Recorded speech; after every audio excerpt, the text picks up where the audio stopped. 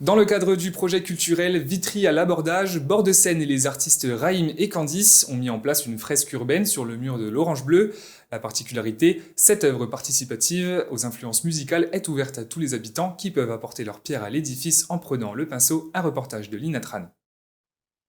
Depuis le mois d'octobre, une œuvre se dessine sur le mur de la salle de spectacle de l'Orange Bleu à Vitry-le-François. Cette fresque s'inscrit dans le renouveau de Bord-de-Seine, maintenant en charge des deux salles culturelles de la ville. Et l'idée, c'est vraiment de faire participer les habitants de Vitry-le-François pour qu'ils s'approprient vraiment ces lieux.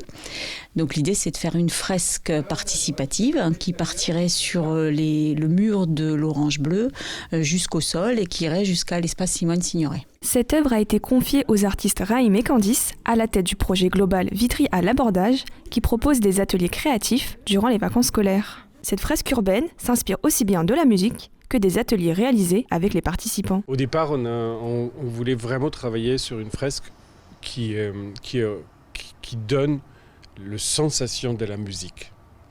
Et comment donner la sensation de la musique, c'est à la fois mettre en place des instruments, parce que quand on met des instruments, on entend un peu leur voix et leur musicalité, et puis dans la façon laquelle les instruments et les instrumentistes se relient entre eux, il y a ce qu'on ressent de mouvement de la musique, ce flow de la musique, ces rythmicités, ce rapport à la rythmique. Après plusieurs nuits de travail, pour réaliser les premiers contours par projection, les deux artistes se sont attelés à réaliser les différents personnages en journée. Et depuis la fin du mois d'octobre, le cœur du projet a pu débuter avec la participation active des habitants de Vitry dans cette fresque urbaine qui leur appartient.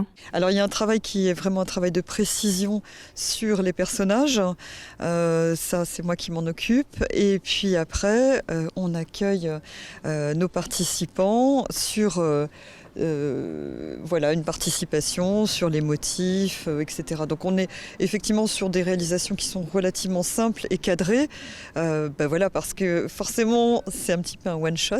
On peut pas partir dans n'importe quelle direction, et c'est important de canaliser le travail. Un projet participatif, créatif et inclusif, apprécié des personnes présentes aujourd'hui. La peinture, j'en ai déjà fait, mais je faisais de la peinture toute seule dans mon coin. Là, l'intérêt, c'est qu'en fait, on participe tous à la même œuvre et on apporte tous un peu nos univers, et c'est ce qui fait qu'au final, on a quand même des pièces qui sont assez jolies, mais qui en fait n'appartiennent à personne, quoi. C'est vraiment le collectif qui me séduit aussi beaucoup. Pouvoir s'investir, pouvoir s'imprégner du projet de Vitry et de pouvoir faire participer nos résidents, et puis qu'ils puissent se reconnaître quand ils iront voir des concerts, ce genre de trucs. Je pense que c'est important. Toujours en construction, il reste encore de nombreux détails à peaufiner pour les deux artistes et les Vitrias. Les habitants sont donc invités à venir aux vacances scolaires d'hiver pour mettre leur pierre à l'édifice.